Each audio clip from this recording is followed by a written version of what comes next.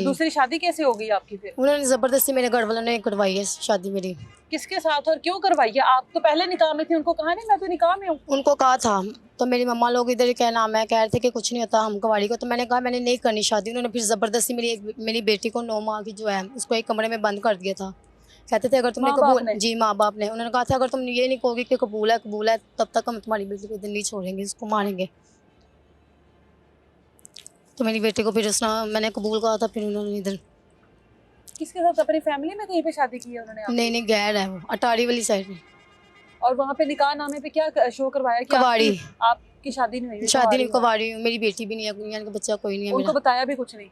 नहीं कोई पैसे पूसों का मामला था? जी, मेरे घर वालों ने पैसे लिए थे उनसे। उनसे पैसे नहीं है? कितने? जी 5 लाख लिए थे। तो फिर ये निकाह तो ना हुआ, आपको बेचा गया? बेचा गया मुझे। बेचा है ना घर जी वालों ने जी। आपको? और मौलवी साहब को भी मौके पे इधर 20 या 25 हज़ार दिए थे, मौलवी ने लिया था। मौलवी ने भी फिर गलत निकाह पढ़ाया? जी मौलवी ने आपका भी। तो ये निकाह हुआ ही ना।